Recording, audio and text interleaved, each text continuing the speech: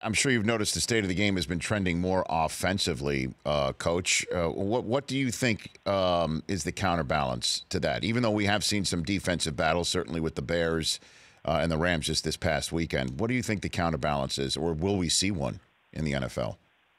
It's obviously what the NFL wants. It wants scoring. There's no doubt about it. They think scoring sells, and they might be right.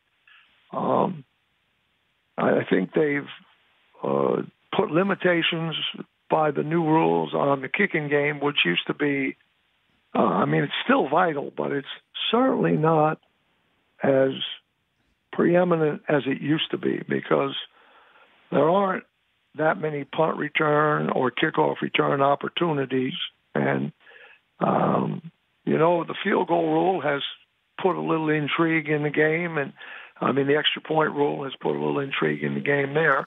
But that part of the game is appreciably different. And, the rules also, as you know, are pretty much stacked to ensure offensive continuity. Every single defensive penalty but offsides results in a first down. And so that's given the offenses a lot more opportunities. And, it's just a percentage thing. The more opportunities you get, the higher percentage you're going to have in scoring. So that's what they want. But still, in the end, when the elements get into play, like, in Seattle, in Chicago, some of these contending teams now, and they get into play, certainly New England, the elements are a great equalizer. And when it's a windy day and cold and the flags are cracking, those passing offenses a lot of the time don't execute as well. So defense is, I still think, very, very important. And if you can, get some stops once in a while, then it gives you a good chance. I think these offenses, these high-flying offenses, which we've really got a couple of them, so one or two of them defensively are a little suspect. And so I think on the right day, they could be had in the playoffs. And,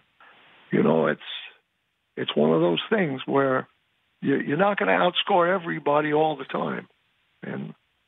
But that's the way they want the game now, and that's the way it is, and it is exciting. I enjoyed those games last weekend very much. Did you enjoy that 54-51 Monday nighter between the Chiefs and the Rams? Defensive coordinator at heart, I had a hard time with that one. And I don't think the defensive coordinators in the league like seeing those scores.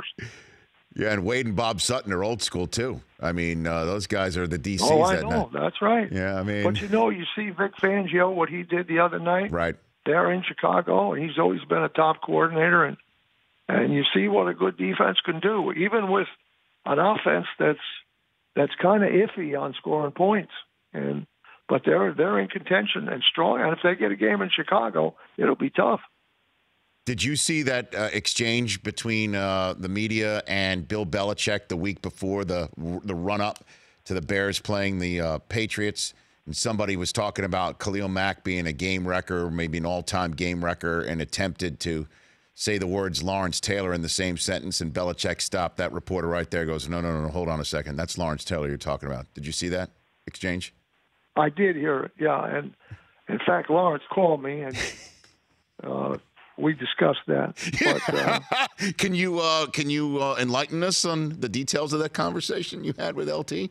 Well, he said, I think I could command a pretty good salary these days. That's what he told me. I bet. But, Mack has been a good addition for Chicago, and he's a very good player. I think he's gotten a lot of recognition. But, there's 11 or 12 guys that have more sacks than him. And, there's a young guy in Denver, that Bradley Chubb. I haven't heard anybody mention his name. He's a tremendous rookie. He's got 12 and a half sacks already with 3 games to go. A rookie getting 15 sacks maybe. That's very, very unusual. The Rich Eisen Show, weekdays at noon Eastern on Audience.